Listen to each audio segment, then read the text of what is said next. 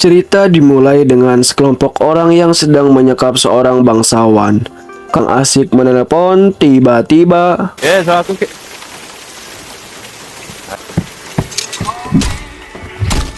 Dan cerita akan berfokus pada seorang pria yang bernama Marco. Marco sendiri adalah seorang petinju yang berasal dari keluarga Kopino, atau bisa dibilang blasteran Korea dan Filipina. Di sini Marco sedang mengikuti pertandingan tinju dan ia berusaha semaksimal mungkin untuk meraih kemenangan, dan yang dimana Marco langsung mengeluarkan jurus andalannya, yaitu pukulan pohon pisang yang membuat lawannya harus tumbang alias KO.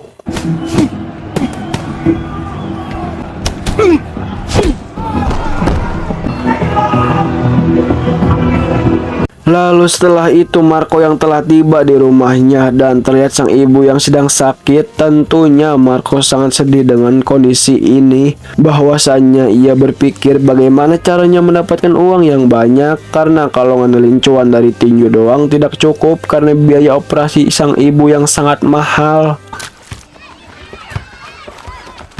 Di esok hari Marco mendatangi Kim Sion, pemilik panti asuhan ini. Kedatangan Marco kemari hanya untuk mencari kabar dari sang ayah yang telah lama meninggalkan dirinya sejak kecil.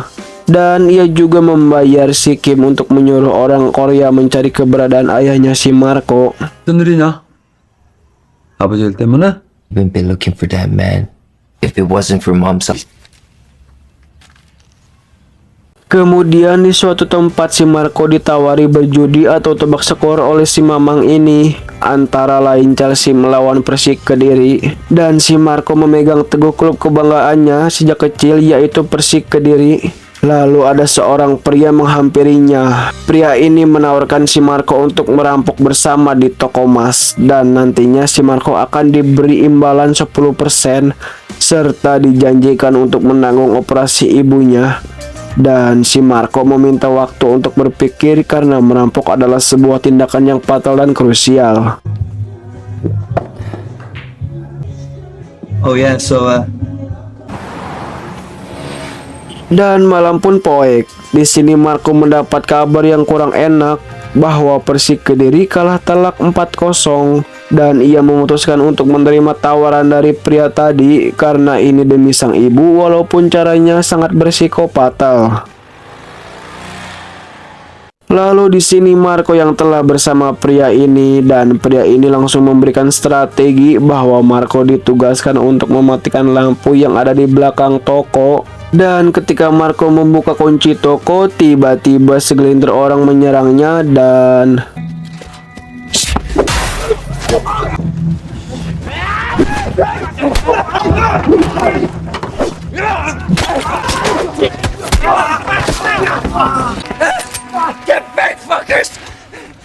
Marco yang semakin terpojok, ia memutuskan untuk kabur, dan yang dimana orang-orang ini adalah suruhan dari tangkurak pria tadi, bahwa pria tadi hanya berniat untuk menjebak si Marco, dan Marco yang tidak sadar di depannya ada mobil. Dan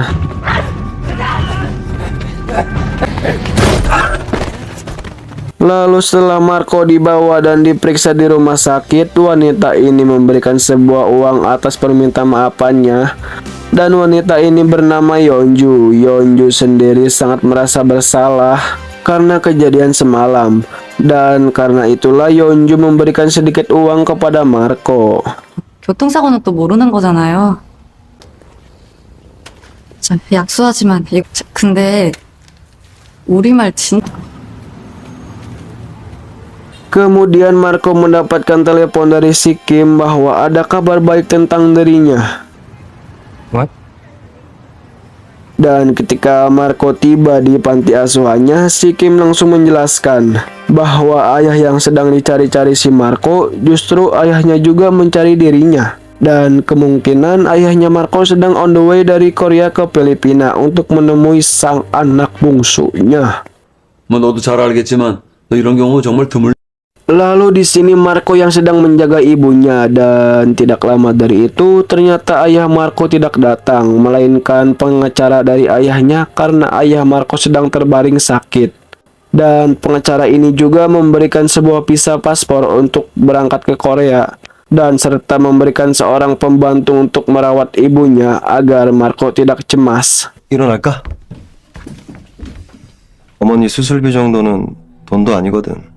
Beralih ke Marco yang segera on the way ke Korea dan terlihat Marco yang telah berada di dalam pesawat, artinya dirinya sebentar lagi bakal tiba di negara ayahnya. Lalu kita akan diperlihatkan dengan sosok pria misterius, kita panggil saja Rohim. Di sini Rohim menghampiri si Marco untuk berbicara sebentar saja. 하여간 돈도 많아. 비즈니스 클래스라니. Marco yang kebingungan melihat tingkah yang aneh dari si Rohim. Marco beranggapan bahwa si Rohim ini SKSA, yang artinya sok kenal sok akrab. Baru aja nongol udah ngasih saran, yang dimana Rohim mengatakan apakah kau tidak aneh dalam konsep ini. Dan keberangkatannya ke Korea juga terbilang sangat terburu-buru. Memang perkataan si Rohim ada benarnya juga, tapi si Marco malah makin bingung mendengarnya. 이 곰곰이 생각을 좀 해봐. 그렇게 간단한 게 아니거든. Crazy fuck. Di sisi lain, Direktur Han, kakak tiri dari Marco, sedang menghukum mati orang yang berkhianat kepadanya. 궁금해서 쓴 거 다 여기 있어. 저 삼나무숲 저기까지 살아 셉니다. Lalu kita balik lagi ke Marco yang telah tiba di bandara Korea dan melanjutkan tujuannya. Akan tetapi ketika di perjalanan si Rohim mengikutinya dan ia memberikan isyarat kepada Marco, dan Pak sopir ini tampak kesal melihat si Rohim. Dan ketika itu juga si Rohim langsung menembak sang sopir yang sehingga mobil yang dikendarai harus pontang-panting ke dalam hutan.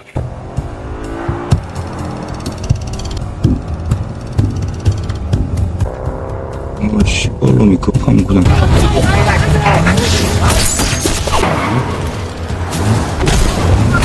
Rohim yang telah menghabisi para pengacara dan ia menyisakan si Marco yang tujuannya ia menghubungi si Han bahwa ia meminta tebusan 10 juta dolar dan ia juga memberitahu pengacara suruhannya si direktur ini telah ia bantai. Direktur Han yang mendengar itu ia langsung menyiapkan para anak buahnya untuk meninjau ke lokasi. 얼마?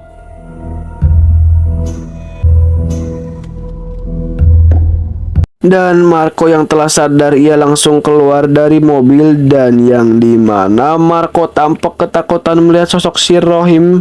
Dan si Marco langsung kabur kelabakan serta ia nekat melompat dari atas jembatan yang membuat dirinya lolos dari kejaran si Rohim. 뭐?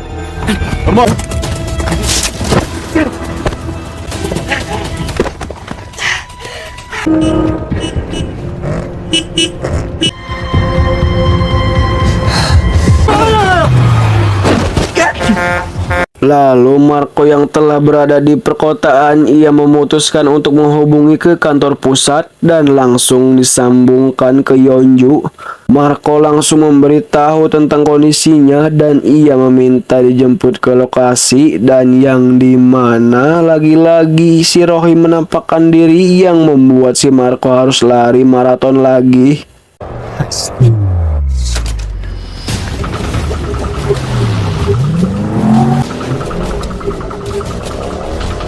Di sini Rohim berhasil menjegat Marco dan ia mengancam akan menembaknya kalau si Marco lari lagi.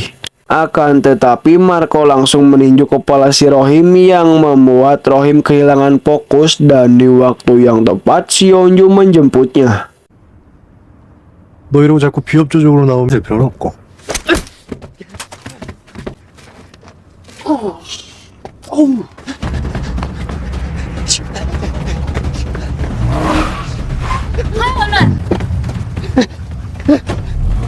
Di tengah perjalanan Yeonju dan Marco berpapasan dengan Direktur Han dan anak buahnya. Di sini lagi-lagi terjadi aksi saling kejar-kejaran.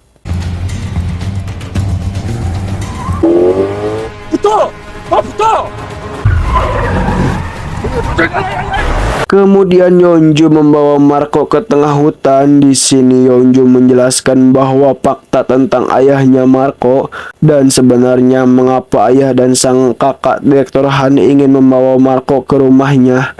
Tentu alasan ini karena sang ayah mengidap penyakit jantung dan sangat membutuhkan jantung yang segar dari tubuh Marco. Serta bila ayahnya mati, harta warisan yang sangat banyak ini mulai dari universitas yang lumayan banyak di Seoul dan rumah-rumah sakit serta ketua dewan direksi itu terbukti bahwa ayah Marco itu konglomerat terbesar di Seoul. Jadi, jika ayah Marco mati, maka sang adik tiri merampas harta warisan ayahnya. Karena itulah sang kakak Direktur Han tidak sudi. Ia melakukan segala cara agar ayahnya tetap hidup dan warisannya akan beralih ke Direktur Han. Maka dari itulah Marco dibutuhkan cuman jantungnya saja. 그래서 네가 필요한 거야. 이제 좀 이해가 돼? 이거 Dan si Yeonju langsung menodongkan senjata bahwa sebenarnya ia dibayar oleh pihak lain, yaitu si Siti, sang adik tiri. Ia dibayar untuk membunuh si Marco dan di waktu yang tepat si Rohim menabrak mobilnya si Yeonju yang membuat arah tembakannya terpeleset dan si Marco langsung kabur dari tempat itu. 마음이 좀 편할 거야.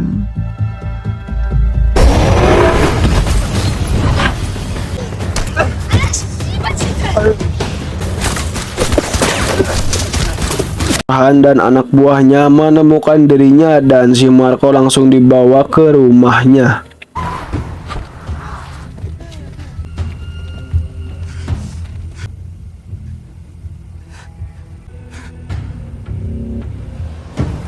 Di sini Marco langsung dibawa ke kamar ayahnya yang dimana Marco akan segera diambil bagian jantungnya dan Marco yang berusaha kabur dirinya disuntikan obat bius agar si Marco tak sadarkan diri.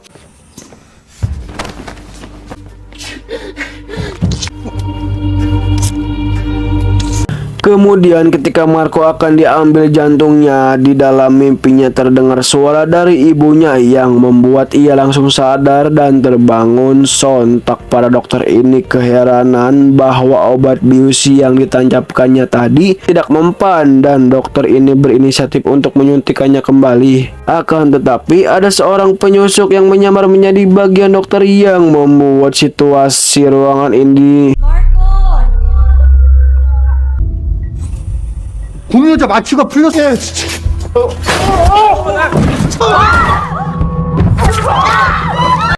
dan ternyata ini adalah si Rohim. Ia menyamar untuk membantu si Marco keluar dari rumah ini dan Marco yang melihat ayahnya, ia pun mengatakan, "Ayah mana yang tega mengorbankan anaknya demi kepentingannya sendiri?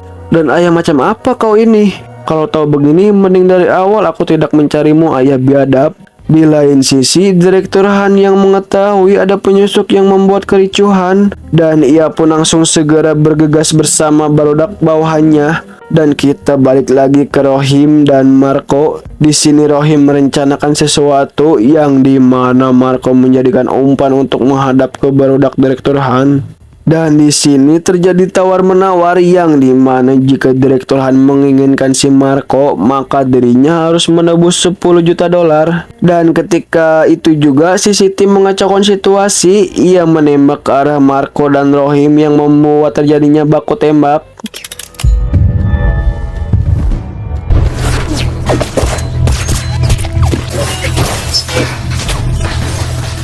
Lalu Direktur Han mengira bahwa ayahnya telah mati dan ia pun langsung menerobos ke dalam dan ternyata ayahnya belum mati. Di sini Rohim langsung mengancam jika tidak ditransfer detik ini dirinya tidak segan-segan membunuh ayahnya tersebut. Lalu uang transfer berhasil masuk dan si Marco pun dibawa dengan wajah ketakutan. Dan si Rohim memberikan isyarat bahwa dirinya akan diselamatkan oleh si Rohim. Jadi harap tenang saja Marco. 아콩 빨랐어요. Dan di sini akan terjadi adegan yang sangat membrutalkan, yang dimana ketika Rohim hendak keluar, si Direktur Han menodongkan senjata ke arah Rohim. Dan Rohim yang menanggapinya dengan santai, ia tidak ada rasa takut sama sekali. Malahan ia membentak si direktur bahwa ia mengancam akan menghabisi si direktur jika perkataannya tidak didengar dan... 하는 게 낫지 않을까? 십새끼 끝.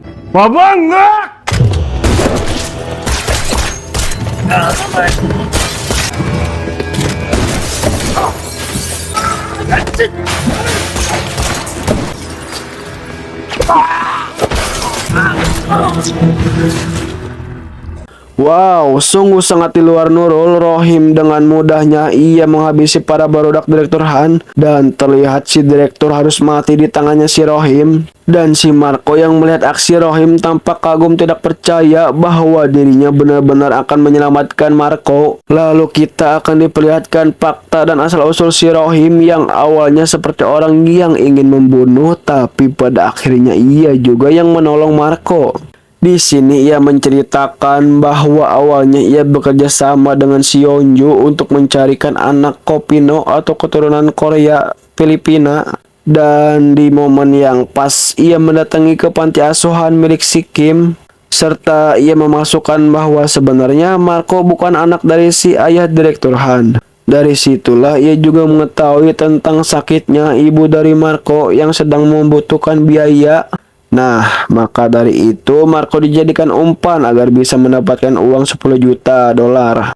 Uang itu juga sepenuhnya diberikan ke Marco dan biaya pengobatan operasi ibunya Marco. Dan Marco yang mendengar itu ia mengatakan, mengapa gak ngomong dari awal kalau niatmu baik begini? Ya beginilah kehidupan, terkadang kebaikan memiliki 1000 cara walaupun orang melihatnya beda. Rohim juga mengatakan bahwa dirinya juga sama seperti Marco, yaitu sama-sama keturunan Korea Filipina. Dan mereka pun memutuskan kembali pulang ke Filipina.